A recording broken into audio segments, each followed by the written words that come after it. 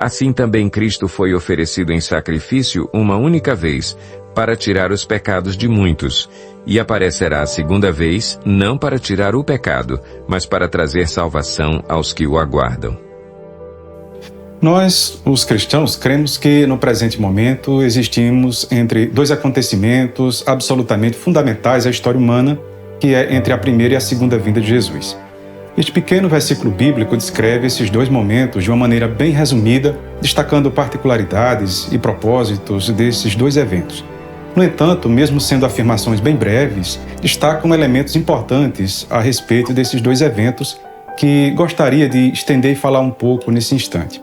Isso porque a primeira e a segunda vinda de Jesus apontam para a grande ligação entre o céu e a terra, tendo Jesus como grande elo de conexão, de reconciliação nesses dois momentos.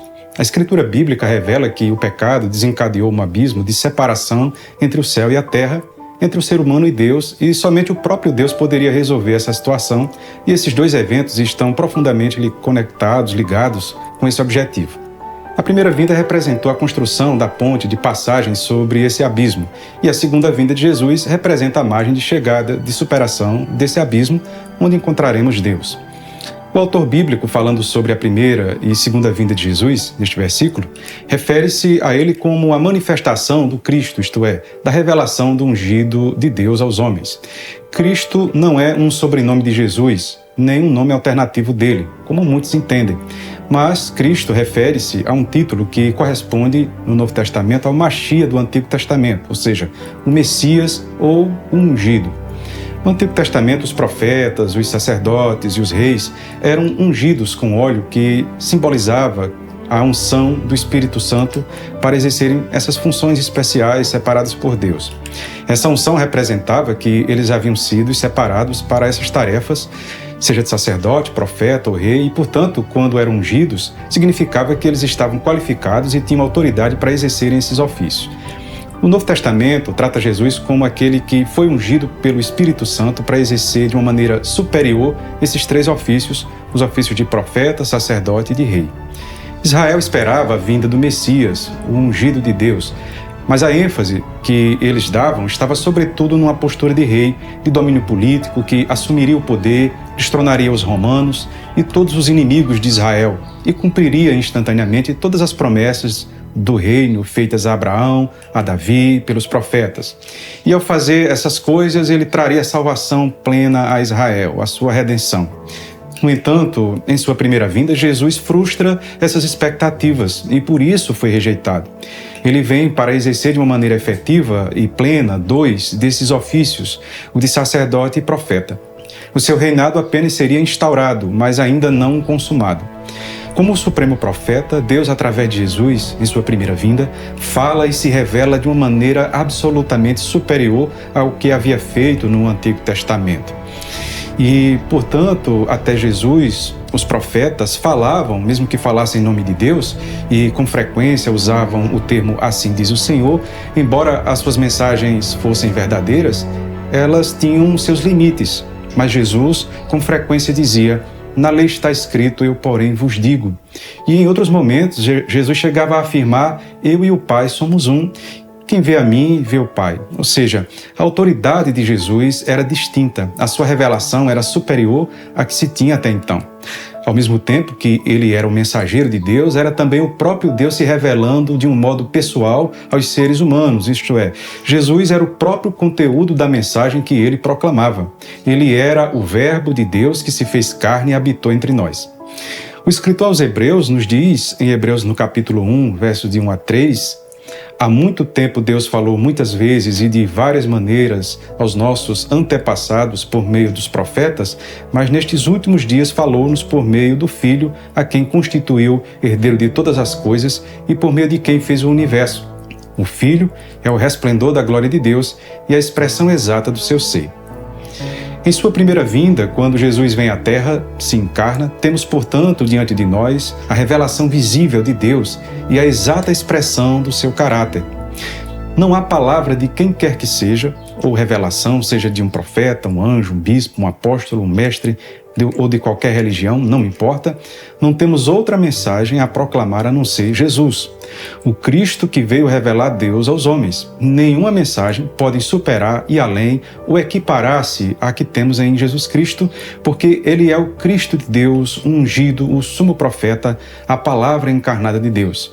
Não é o que alguém sente, pensa ou afirma que tem autoridade, mas o que Jesus diz. Por isso, sempre filtre, questione, avalie o que você ouve, sente ou pensa a partir daquilo que Jesus fala, faz e é, porque Ele é o Cristo ungido de Deus. Em segundo lugar, em sua primeira vinda como Cristo, o autor nos mostra que Jesus também exerce de uma maneira plena e superior ao Antigo Testamento a sua função sacerdotal.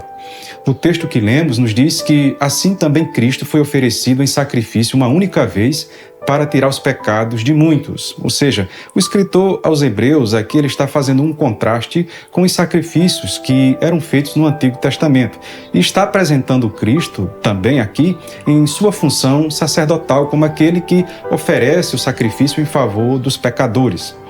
Em sua primeira vinda, além de revelar Deus, Jesus veio também para oferecer-se em sacrifício, um sacrifício único, irrepetível e eficaz pelo ser humano. Diferente de qualquer outro ser humano, a morte de Jesus tem um poder purificador, redentor, porque ele era o sacrifício e, ao mesmo tempo, o sumo sacerdote autorizado para esse ofício. A morte de Estevão, de João Batista, de Paulo e dos homens e mulheres de Deus que morreram por causa do Evangelho foram testemunhos importantes de fé. No entanto, a morte deles não corresponde à representação da morte do Filho de Deus. Ele é o Cristo, o ungido, o sacrifício e o sumo sacerdote constituído para a nossa redenção, para retirar os nossos pecados. Quais os pecados você tem carregado na vida? Quais as culpas que têm aprisionado sua consciência? Quais os sentimentos de autocondenação têm sobrecarregado sua alma? Quais os vícios, as manias que têm destruído sua paz, sua relação com Deus, com seus filhos, com a sua família? Em sua função sacerdotal, Jesus veio lidar com a culpa e o pecado humano. Ele é o Cristo ungido para isso. Lucas descreve um momento quando Jesus estava em uma sinagoga judaica e ele foi dado o livro do profeta Isaías para ler. Lucas descreve no capítulo 4, a partir do versículo 18, o seguinte: O Espírito do Senhor está sobre mim, porque Ele me ungiu para pregar as boas novas aos pobres, Ele me enviou para proclamar liberdade aos presos e a recuperação da vista aos cegos, para libertar os oprimidos e proclamar o ano da graça do Senhor. Então ele fechou o livro, devolveu ao assistente e assentou-se.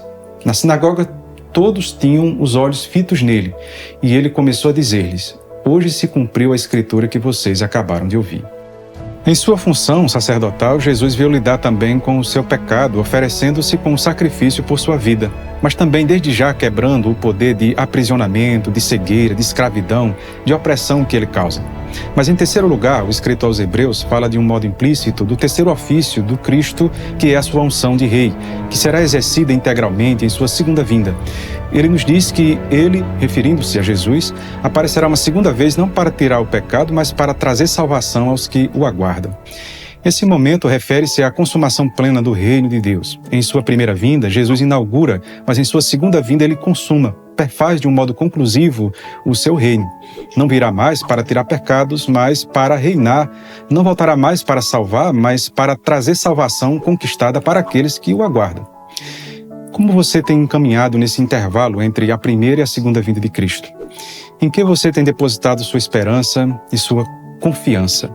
Ciência, ideologias políticas, na sabedoria humana, em alguma religião? O exercício pleno desse reinado de Cristo tem um alvo específico. O escritor aos Hebreus nos diz que ele aparecerá uma segunda vez aos que esperam para a salvação, aos que o aguardam. Aos que acolheram a mensagem do Cristo, aos que suportaram a vergonha da cruz, aqueles que preferiram a loucura do Evangelho em suas vidas, aqueles que optaram pela recompensa eterna até as aparentes vantagens deste mundo. A promessa de Deus é que Ele aparecerá uma segunda vez aos que o aguardam. Que essa expectativa bendita possa encontrar acolhimento em sua esperança e em seu coração. Medite nisso.